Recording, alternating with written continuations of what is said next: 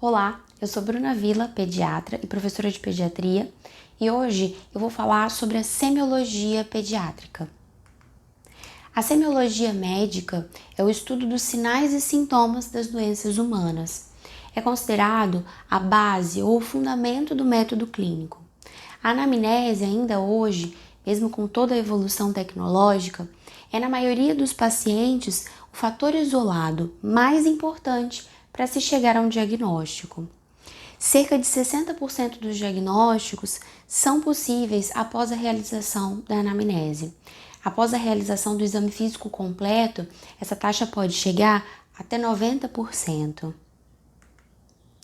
No contexto pediátrico, é possível fazer uma comparação entre a semiologia médica praticada nos adultos, nos adolescentes, para as crianças, sobretudo aquelas não verbais. No contexto de uma criança não verbal, a anamnese e o exame físico contam com um terceiro elemento.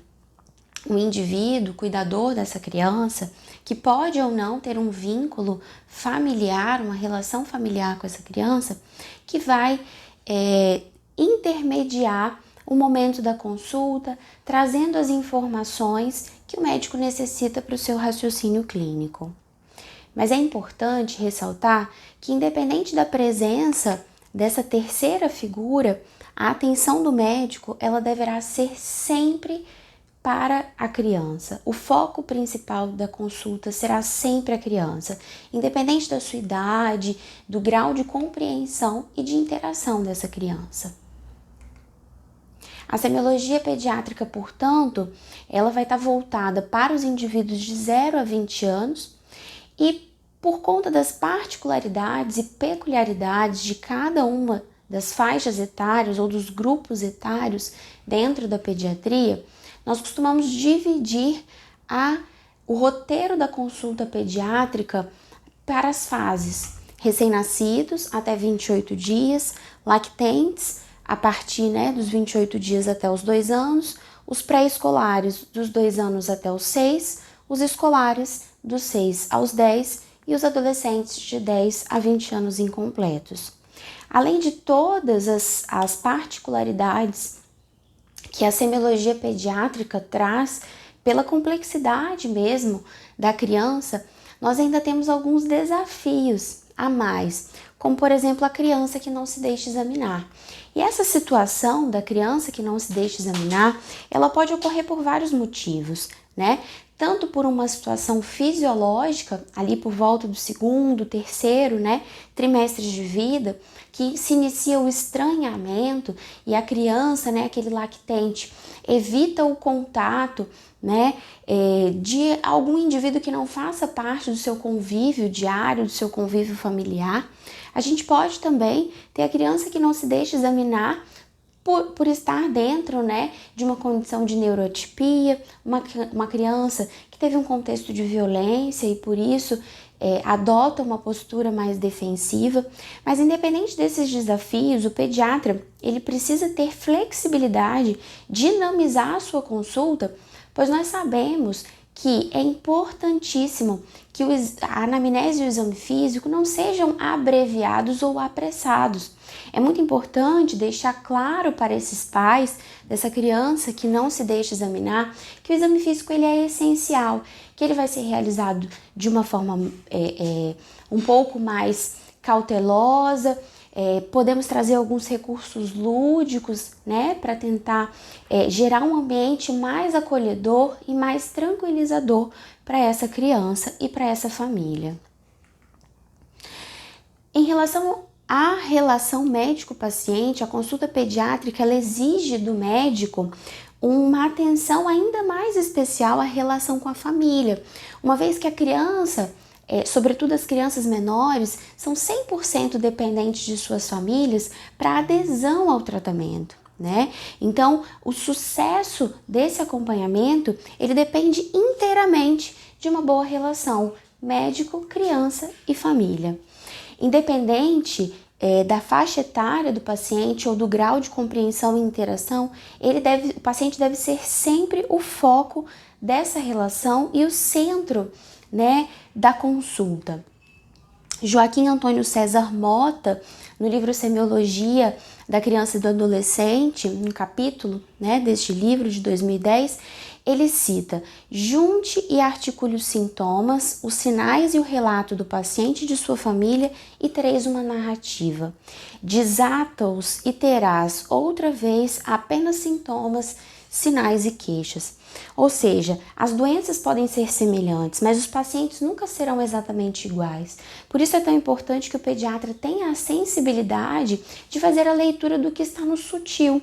Então, um grande exemplo que eu gosto de citar é a cólica do lactente. A cólica do lactente é um quadro bastante comum, corriqueiro, que faz parte do nosso dia a dia como pediatras, sobretudo aqueles que realizam puericultura, mas a cólica do lactente, ela vai ser diferente em cada um dos pacientes. Então, eu não falo apenas de sinais e sintomas que caracterizam a cólica do lactente, eu falo do choro excessivo de Pedro, filho de João e Maria. Tá? Então é muito importante essa individualização, mesmo pensando no contexto de uma ciência, né, de um estudo tão bem estabelecido como a semiologia. O Winnicott, em 93, ele já falava da importância do pediatra ter esse olhar para os aspectos psicológicos e emocionais da criança. Cada vez mais deverá o pediatra ter uma formação tão boa no tocante ao aspecto emocional, quanto a que hoje possui, relativa ao aspecto físico do crescimento da criança. E fica muito claro, sobretudo nesse contexto pós-pandêmico, né, pós-pandemia da Covid-19, e todas as mudanças, né, no perfil familiar, na composição familiar, como a nós pediatras, né, é extremamente importante ir além do clássico exame psíquico da atenção, em que a gente testa consciência, linguagem, raciocínio, memória, senso-percepção. É muito importante que o pediatra ele seja sensível e ele esteja de acordo, né, em analisar mais profundamente alguns momentos que são muito delicados dentro da formação da criança e do adolescente, como por exemplo, durante a amamentação, como está a amamentação e o vínculo da mãe e da criança, como está acontecendo o processo de desmame, como ele afeta essa família, a questão dos objetos transicionais tão importantes ali, né, na fase de transição da criança, do bebê para uma criança, a fase do treinamento esfincteriano, né, como ela tem uma relação íntima com o amadurecimento neurológico e psicológico dessa criança, além de todas aquelas alterações que a gente encontra ali na puberdade, no momento da adolescência.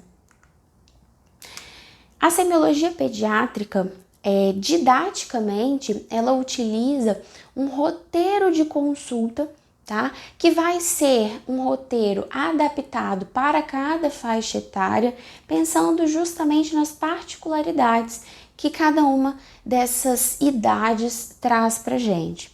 De maneira geral, o roteiro da consulta pediátrica ele segue a apresentação, né, com a identificação do paciente, do médico, onde se inicia a criação do vínculo, a anamnese, o exame físico, e após a anamnese e exame físico completos, o pediatra é capaz de ter a sua impressão e traçar, né, definir os diagnósticos dos principais pontos, do aspecto nutricional, do crescimento, do desenvolvimento, diagnóstico da situação alimentar, das imunizações e do ambiente onde essa criança está inserida. A partir desses diagnósticos é traçado um esquema terapêutico e não podemos esquecer que na consulta pediátrica sempre existirá um momento para orientações. Então, um reforço positivo, incentivo às boas práticas, né, orientações de promoção à saúde, de prevenção de acidentes e a garantia da consulta de seguimento dessa criança e desse adolescente. Temos como um recurso excelente, né, para as consultas pediátricas, a caderneta da criança, né? Presente no território nacional desde 2005, é entregue, é um direito da criança, né, receber a sua caderneta da criança ao nascimento, na maternidade. E a caderneta ela traz, além das informações clássicas, né, o seu último modelo, o modelo vigente, além das informações clássicas dirigidas aos pais e responsáveis, dentro da parte do preenchimento por profissionais de saúde, hoje, além de todos aqueles dados anteriores, nós temos um roteiro simplificado para nortear e ajudar a servir ali como uma base para as consultas previstas no calendário mínimo de consultas de puericultura do Ministério da Saúde. Então aqui a gente ilustra a caderneta da criança, no caso uma específica de meninas, e como eu disse, um roteiro simplificado, né, que poderia ali nortear a consulta da criança na primeira semana de vida. Importantíssimo a gente reforçar, né, que aqui eu tenho algo resumido e seria muito importante a gente não se fixar apenas nesses pontos, né, realizando sempre uma anamnese e um exame físico mais completos possível, tá? Mas de fato vem como um instrumento importante para nortear a nossa atuação em cada uma das consultas previstas. Partindo agora para a anamnese em pediatria, a gente enumera os pontos principais dessa anamnese e vamos discutir rapidamente a importância de cada um desses itens, né? À primeira vista, a anamnese em pediatria pode parecer algo extenso e desnecessário, mas de forma alguma, cada uma dessas informações, ela vai trazer um aspecto importante, né, da vida dessa criança, desse adolescente. Então, a gente inicia com o primeiro ponto da identificação, né? Saber o nome de uma pessoa é indispensável para que se comece um processo de comunicação em nível afetivo. Então, a todo custo, vamos evitar generalizações, né? Chamar de mãezinha, vozinha, pai, e inclusive chamar a criança de bebê, de criança, né? Saber o nome do seu paciente é muito importante. Chamá-lo pelo próprio nome é muito importante. Personaliza, individualiza aquele momento. Assim como é muito importante que o médico se apresente e que ele seja chamado também pelo seu nome, pelo seu paciente, né? A idade é extremamente importante, não só para nortear, né, a nossa consulta, mas porque a gente sabe que a depender da idade nós teremos algumas doenças, alguns agravos de forma mais prevalente. Um grande exemplo são as infecções de vias aéreas superiores de etiologia viral, né, nos menores de 5 anos. O sexo, né, muito importante, sobretudo naquele contexto de doenças genéticas, que a gente vê a sua expressão em um determinado sexo em detrimento do outro. A cor e a etnia, né, um grande exemplo, a hemoglobinopatia, a anemia falciforme, né, relacionada ali à raça negra. Naturalidade e procedência, muito importante, sobretudo do ponto de vista epidemiológico, né, em relação à distribuição de algumas doenças, sobretudo infecto-contagiosas. O segundo ponto, muito importante, fala justamente da fonte da história e da confiabilidade. Então, naqueles pacientes não verbais, quem é esse terceiro elemento que vem como informante na minha consulta? Existe relação de parentesco? Como é o vínculo dessa criança com esse informante? Qual é o grau de confiabilidade dessas informações? Eu estou diante de um informante prolixo, de um informante desorganizado, desorientado? Isso é muito importante. O terceiro ponto, a queixa principal, o motivo da consulta. O ideal é que a gente traga a queixa principal sempre com as próprias palavras do paciente, né, ou com as expressões que ele utilizou. No quarto ponto, a história da doença atual, em que nós realizaremos um registro cronológico e detalhado do quadro apresentado pelo paciente, né, da queixa apresentada ali no ponto inicial.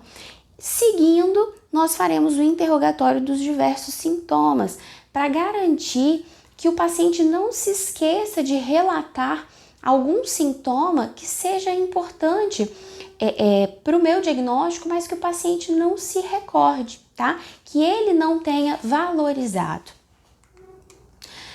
O ponto seguinte são os antecedentes pessoais. Aqui a gente reforça a importância dos antecedentes gestacionais e perinatais, sobretudo na primeira infância, porque a gente sabe que diversos processos que se iniciam ali na gestante ou que acontecem, né, no periparto vão agir diretamente, vão evoluir com sintomas ali, com agravos na primeira infância, além da história patológica pregressa, do estado de saúde atual, a história alimentar, a situação vacinal.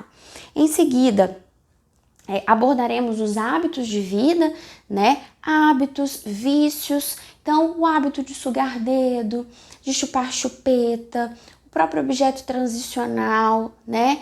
Vícios, e aí quando principalmente a gente entra na faixa etária dos adolescentes, o padrão das eliminações, o padrão de sono, se essa criança está inserida no ambiente escolar ou não, como está seu rendimento, sua socialização.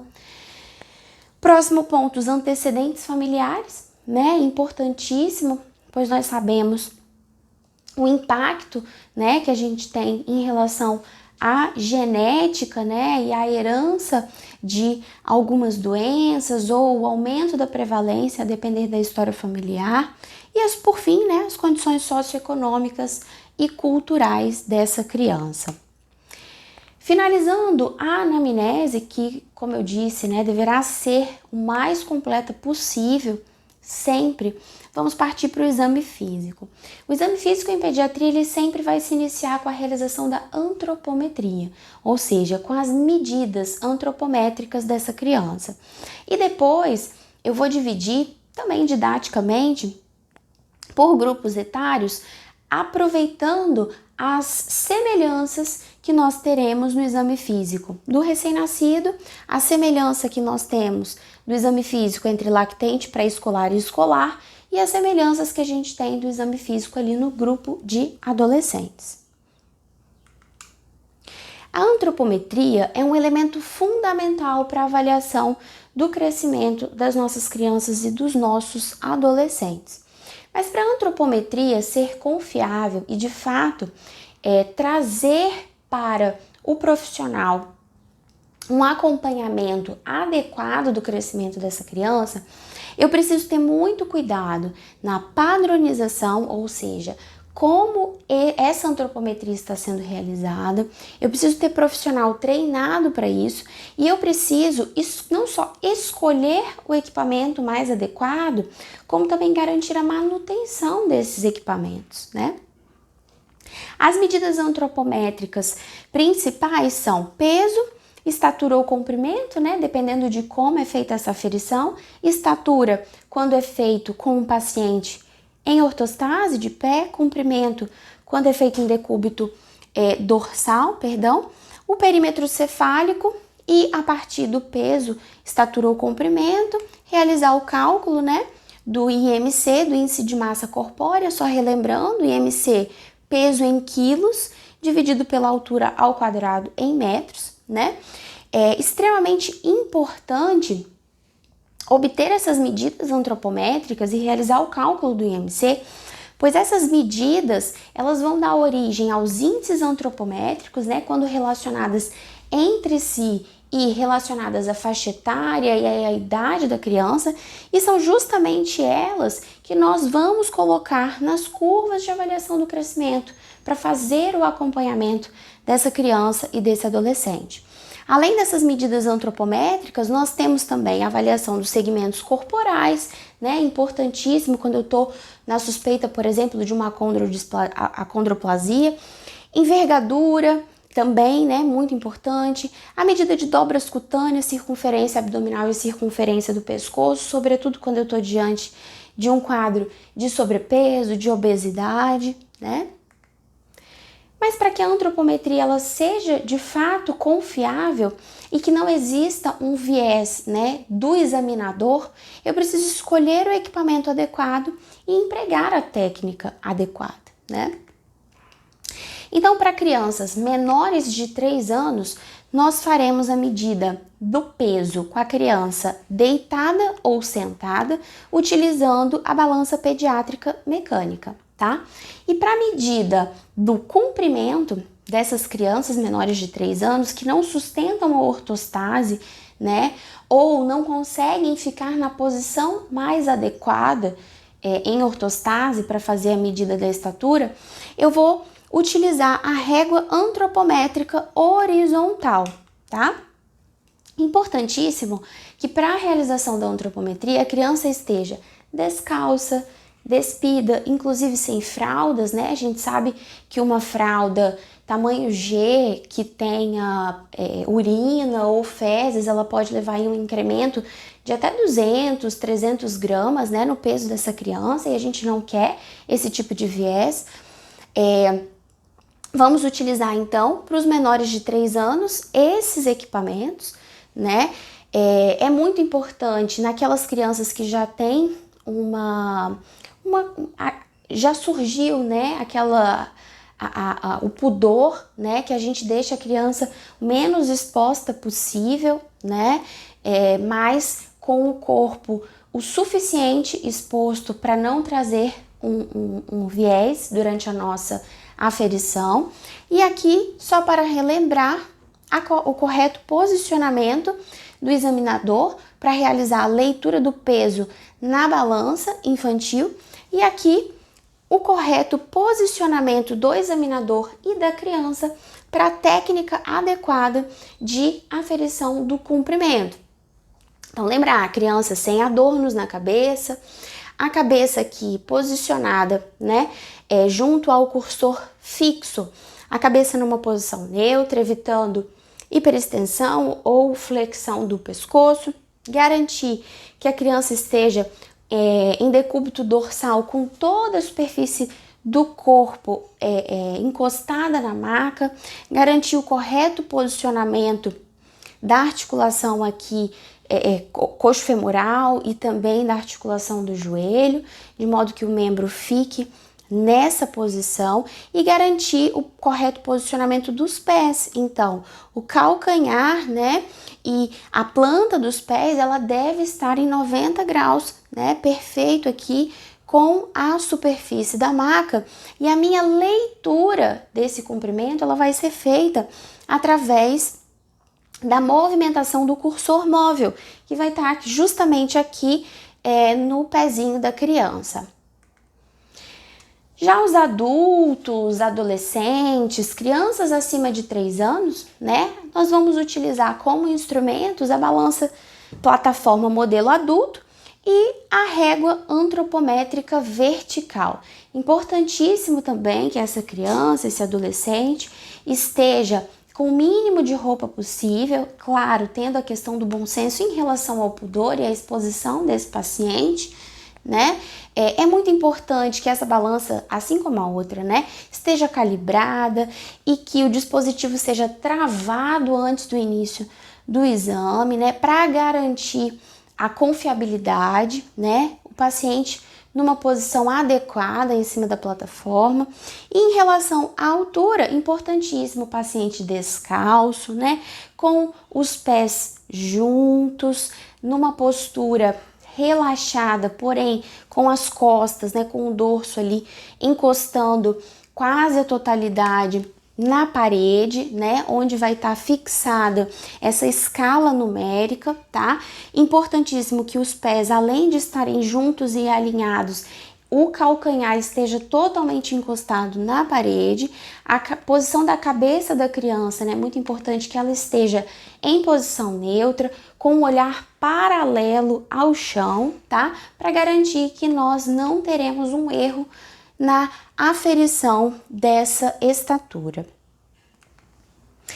Além das medidas de peso, estatura e cálculo do IMC, é imprescindível naquelas crianças de 0 a 24 meses o registro sequenciado, né, as avaliações, as medidas sequenciadas do perímetro cefálico, né? Porque indiretamente essa medida do perímetro cefálico, ela vai trazer informações sobre o volume intracraniano e o crescimento cerebral, podendo nos auxiliar, né, naqueles casos em que a gente tenha um perímetro cefálico acima de 2 desvios padrões, né, ou abaixo de 2 desvios padrões ali na nossa curva, suspeitar, por exemplo, de um quadro de hidrocefalia ou ao nascimento, né, um bebê a termo que nasceu com um perímetro cefálico inferior a 33, a gente ter ali o diagnóstico de microcefalia e desencadear a investigação necessária diante desse quadro.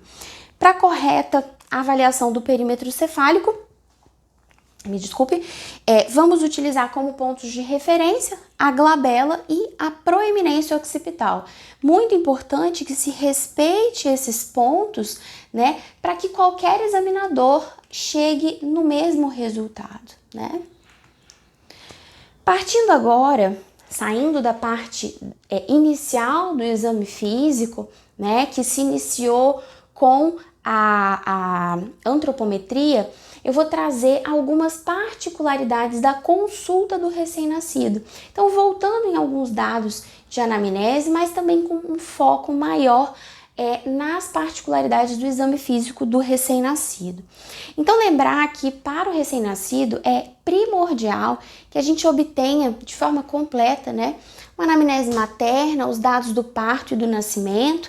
Então, saber se esse pré-natal foi realizado de forma adequada, com 6 ou mais consultas, se existiu alguma intercorrência clínica ou obstétrica durante a gestação, se as sorologias maternas eram adequadas, se existia uma incompatibilidade sanguínea entre mãe e recém-nascido, se a mãe usou medicações, suplementações, se houve o uso de álcool, tabaco e outras substâncias. A idade gestacional, então se eu estou diante de um recém-nascido que foi prematuro ou não. A via de parto, né, importantíssima. A antropometria ao nascimento. Os testes de triagem neonatal, se foram realizados no momento correto e os seus resultados. E a instituição ou não do aleitamento materno ou aleitamento artificial. O exame físico do recém-nascido, ele se inicia com o exame físico geral, através da antropometria, a análise da temperatura, a avaliação da pele e dos seus anexos. Muito importante aqui no exame físico do recém-nascido, a gente falar um pouquinho sobre as dermatoses transitórias. Então, aquelas alterações fisiológicas transitórias, na maioria das vezes adaptativas, né, da pele do recém-nascido, que saiu de um ambiente ali, né, totalmente imerso no líquido amniótico e veio se adaptar ao ambiente extrauterino.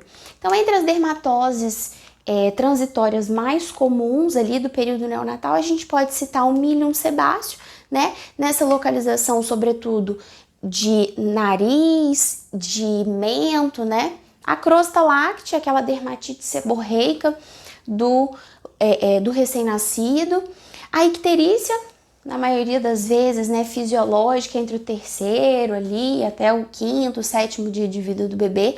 Nesse caso aqui, um bebê bastante quitérico, né, tendo através do bilicheck, né, realizando uma avaliação da bilirrubina transcutânea, chegando aqui inclusive num nível que exige uma investigação com um exame bioquímico, né. E aqui por fim, um recém-nascido com uma mancha mongólica em região sacral, que a gente sabe que está bem relacionado ali à raça, à etnia, né, aos indivíduos pardos e negros, e que normalmente a gente tem uma atenuação dessa mancha aqui arroxeada na região sacral com o passar dos meses ali, tendo quase que um desaparecimento por volta de 1 ano de vida. O exame físico do recém-nascido, ele deve ser realizado na sequência, né, no sentido crânio-caudal. Então, no crânio, a gente vai iniciar com a medida do perímetro cefálico, avaliar as fontanelas, as suturas cranianas, a presença, né, de uma possível bossa serossanguínea ou um cefalohematoma que poderiam ali agravar ou intensificar o processo, inclusive, de uma hiperbilirrubinemia e uma icterícia nesses bebês, né? Nos olhos, a pesquisa do estrabismo, que a gente sabe que pode ser fisiológico até por volta do 6º mês. Importantíssimo, né, a análise da presença de secreção ocular e conjuntivite. A gente sabe, né, que a conjuntivite, ali ao nascimento, né? Ela pode levar, inclusive, à cegueira desse bebê, a depender do agente etiológico envolvido, e a realização do teste do reflexo vermelho, né? Que já deve ser feito ali desde a maternidade e repetido algumas vezes dentro do primeiro ano de vida do paciente. Análise das orelhas, né? A gente começa com a análise da implantação das orelhas, a gente traça ali uma linha imaginária do epicanto, né, do medial, da parte medial do olho até chegar ali nas orelhas, e essa linha imaginária ela deve cortar, né, uma parte da orelha do bebê, e se a gente sabe, né, que a implantação baixa de orelhas ela pode estar ali dentro dos estigmas periféricos, né, de alguma síndrome genética, de alguma malformação. Assim como a presença de apêndices pré-auriculares também podem estar relacionados a malformações, sobretudo do trato geniturinário, e a realização da triagem auditiva neonatal universal, que poderá já ser realizada desde a maternidade, mas com foco ali em realizar antes dos 30 dias de vida.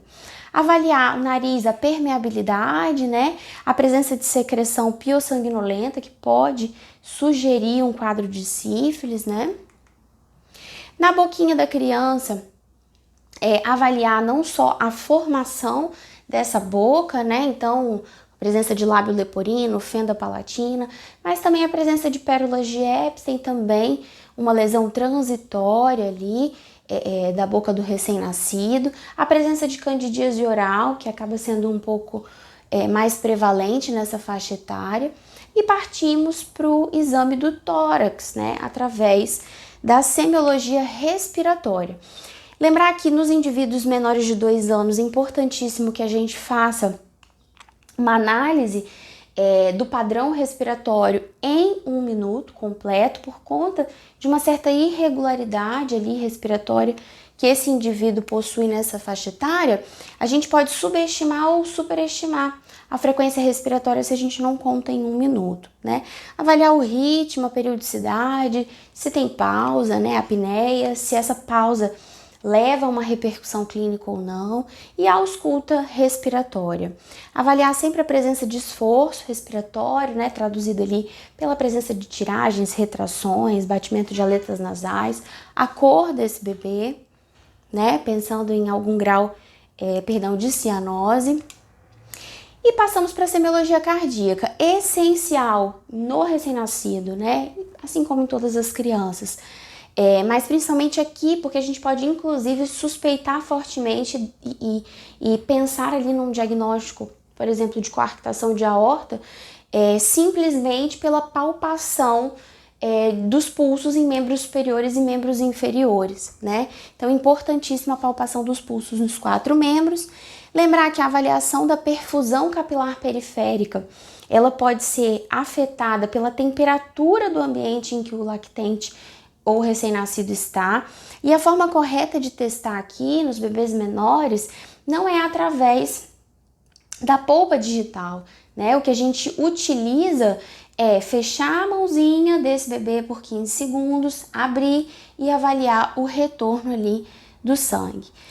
A ausculta cardíaca e a possível presença de sopros cardíacos que sempre precisarão ser investigados nessa faixa etária, além da realização do teste do coraçãozinho, né, o teste de oximetria, que vai triar ali, detectar precocemente cardiopatias congênitas críticas, né, desencadeando ali o meu processo de investigação desse quadro.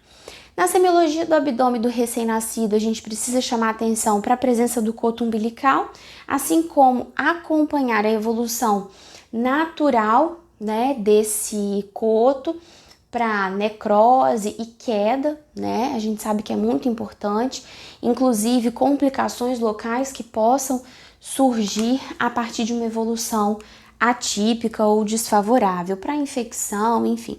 Presença de hérnias na parede abdominal, e lembrar que a ausculta do abdômen ela precisa ser feita antes da palpação e da percussão para não alterar os ruídos hidroaéreos, tá?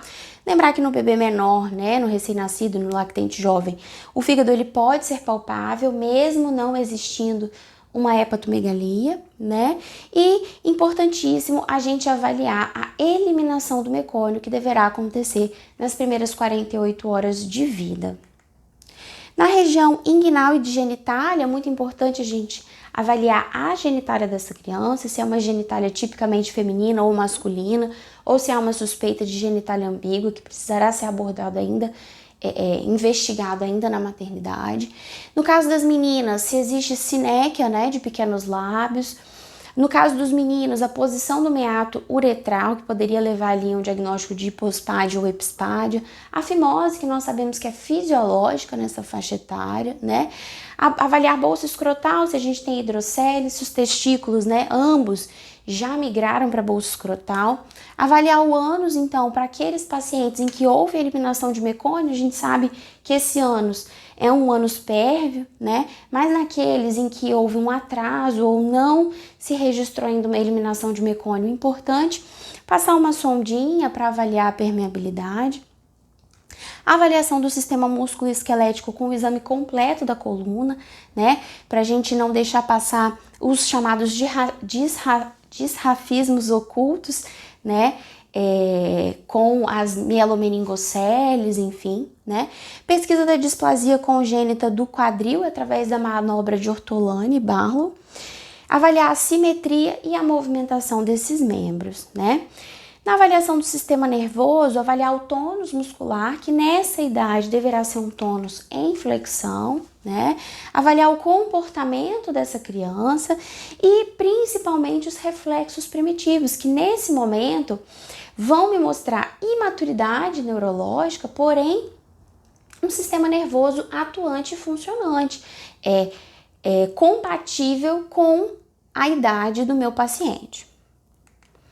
Entre os principais reflexos primitivos, a gente pode citar o reflexo de Moro, né, que é testado dessa forma, simulando uma queda no leito, e como resposta a essa movimentação do examinador, o bebê ele vai reagir fazendo uma abdução seguida de uma adução espasmódica dos membros superiores, né? O reflexo do esgrimista ou tônico cervical assimétrico, em que a gente realiza uma lateralização da cabeça e do pescoço da criança e como resposta ele apresenta uma extensão do membro ipsilateral e uma flexão do membro contralateral.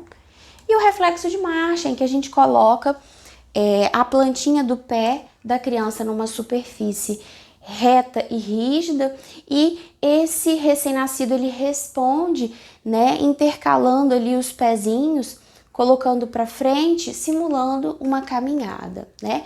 Existem outros reflexos primitivos, né? O reflexo de sucção, de busca, de preensão palmar, preensão plantar, que também são muito importantes e bastante testados aí no exame físico do recém-nascido.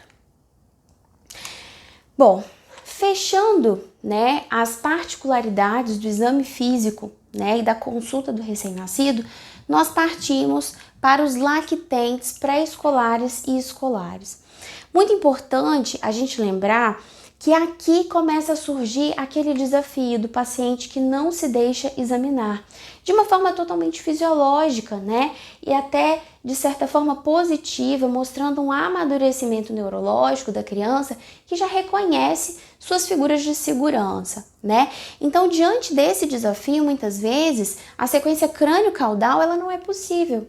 E novamente, o pediatra ele precisa trazer recursos para tentar minimizar o impacto do choro da criança ou da recusa da criança ou da família durante a realização desse exame.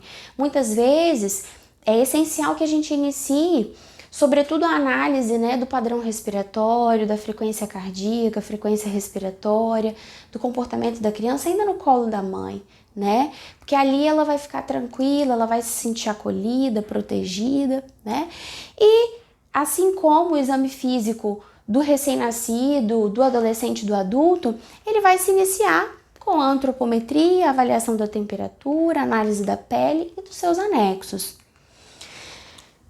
Faremos a avaliação da cabeça, do quadro neurológico dessa criança, uma atenção especial aos marcos do desenvolvimento e à triagem do transtorno do espectro autista, né, nos nossos bebês, utilizando, né, principalmente o MChat, que já está inclusive na caderneta da criança para ser utilizado, né, na faixa etária de lactente pré-escolar. E aqui dentro da análise do sistema, da avaliação, né, do sistema cardiovascular, surge a partir dos 3 anos a necessidade de aferição da pressão arterial, mesmo naqueles indivíduos que não possuem comorbidades que me sinalizem a necessidade de um acompanhamento da pressão arterial. Então aqui, a partir dos 3 anos, as nossas crianças pré-escolares, né, precisam ter a sua PA aferida pelo menos uma vez no ano, mas recomenda-se a aferição da pressão arterial em todas as consultas médicas, né? E o mais importante, diante dessa análise, né, dessa aferição da pressão arterial, é realizar a escolha correta do manguito, porque a gente sabe que dentro da faixa etária pediátrica, a gente tem uma variação muito grande dos tamanhos dos manguitos, né? E para realizar a escolha do manguito adequado para a aferição da pressão arterial do meu paciente, eu preciso iniciar com a medida, né? Aqui, traçando uma linha imaginária que vai do acrômio até o olecrano. Na metade dessa medida aqui no braço, eu vou fazer a análise da circunferência do braço e eu preciso escolher um manguito que ele cubra pelo menos 40% aqui e pelo menos 80% ou até mesmo 100% do comprimento desse braço, dessa medida, certo? Então, isso é essencial para que eu possa confiar naquele resultado de pressão arterial que eu aferi. Além disso, faremos a análise do sistema respiratório, né, contando ali também em 1 minuto, sempre que possível. Avaliação da região do abdômen, região genital, muito importante aqui, sobretudo no pré-escolar e no escolar, a gente já começar a pensar no surgimento dos primeiros caracteres sexuais secundários. Então, quando a gente pensa na telarca, né, o surgimento do broto mamário na menina, ele não acontece na adolescência, na maioria das vezes acontece aqui, na faixa etária escolar, a partir dos 8 anos de vida, né? Então, muito importante que já estejamos atentos para isso. Avaliação dos membros e algo para a gente reforçar, né, além da realização do MChat, né, para a aplicação do questionário para triagem do transtorno do espectro autista, é muito importante quando eu penso no lactente, eu analisar os marcos do desenvolvimento no 2º e 3º trimestres de vida, que trazem tantas informações importantes sobre o desenvolvimento motor, sobre o desenvolvimento de linguagem e o desenvolvimento social das nossas crianças, né? Então aqui a gente tem um período ali bastante crítico, em que eu preciso realmente estar atenta a possíveis alterações do desenvolvimento. Com relação aos adolescentes, né, acho que um dos aspectos mais desafiadores da consulta do adolescente são justamente os aspectos éticos, né, e todas as modificações biológicas, emocionais que acontecem ali vinculados à puberdade e também à cronologia do tempo, né? O adolescente, né, os adolescentes estão inseridos num grupo totalmente heterogêneo, né? Eles não respondem 100% como adultos, né, da parte cível, mas eles também não são mais crianças, né? Eles já possuem sua autonomia, seu sentido de identidade, e é muito importante que desde a primeira consulta o médico deixe muito claro que o foco da consulta é ele, que ele será respeitado, que ele será instruído e que ele será informado de tudo aquilo que vai acontecer durante a sua consulta e o seu acompanhamento. É muito importante que o médico dê a garantia para esse adolescente do seu direito de confidencialidade, de sigilo e privacidade, assim como é muito importante que o médico esteja atento às condições e comportamentos de risco, né? Situações em que o paciente precisará ser comunicado que existirá não uma quebra de sigilo, porque ele foi comunicado sobre isso, mas que uma determinada informação precisa ser informada aos pais, né? Claro que a gente está falando de situações muito especiais em que o adolescente ele está sob risco, né? Uma situação de violência, uma situação de ideação suicida, um abuso de álcool, drogas, né? Situações patológicas e consideradas ali de risco para esse adolescente. A Sociedade Brasileira de Pediatria, em 2019, fez um manual de orientação, né, para o médico pediatra, que eu considero excelente, e que traz não só a consulta do adolescente em 2 tempos, como era clássico, né, a gente escutar, mas agora em 3 tempos ou mais. Então, a consulta se inicia com o adolescente e sua família, com a apresentação, depois um momento reservado entre o paciente e esse adolescente e depois um retorno da família para discussão, né, e orientações ali da família junto com o adolescente e o médico. No exame físico desse adolescente, importantíssimo estar atento para a velocidade de crescimento e a questão do estirão puberal, assim como, né, a análise criteriosa dos caracteres sexuais secundários, para a gente ter uma correta avaliação, né? Se essa puberdade ela está acontecendo no momento correto, se ela não está acontecendo de forma precoce ou tardia, né? E é justamente ali no exame físico que nós vamos utilizar a classificação de Tanner, né? Para avaliar se o desenvolvimento puberal está adequado. Então, nas meninas, aqui representado de rosa, né, a avaliação do desenvolvimento mamário e da pilificação e genitália, e os meninos, a análise do crescimento da genitália e também da pilificação na área genital, tá? E cada um desses estágios, ele é compatível com uma faixa etária específica. Quando ele ocorre antes ou após o esperado, a gente cria aí o nosso alerta para uma puberdade tardia ou uma puberdade precoce. Ainda em relação à consulta do adolescente, Berman, em 1971, organizou um sistema de avaliação contemplando alguns aspectos específicos da vida do adolescente. Então, ele criou o protocolo HEADS, que foi atualizado em 2004, que foge um pouco daquela sequência tradicional que a gente costuma ter no roteiro, né, da consulta pediátrica, mas que ajuda muito, né, a sistematizar e abordar os pontos principais ali da consulta da consulta do adolescente, perdão. Então, o H de home, ou casa, né, onde mora, com quem mora, como é o ambiente. O E de educação, emprego, sabe ler, sabe escrever, trabalha, esse trabalho é regulamentado ou não. O I de eating, né, principalmente pensando nos distúrbios alimentares que podem surgir ali junto com os distúrbios de imagem, né, que podem ser muito comuns ali na faixa etária da adolescência. A questão das atividades, então atividade física, o tempo de tela, né? D de drugs, então se já bebeu, se bebe com frequência, se fez uma experimentação ou se existe um risco de abuso. O S de sexualidade, né? Se já ficou, se namora, se tem parceiro fixo ou não, se já teve sexarca. Segurança, então, se já sofreu algum tipo de violência, inclusive bullying, né, violência psicológica em casa ou até mesmo agressões físicas, violência sexual, né, e o S de suicídio, ou seja, se já teve ideação suicida, né, ou algo ali que possa ligar também um alerta para uma situação emergencial.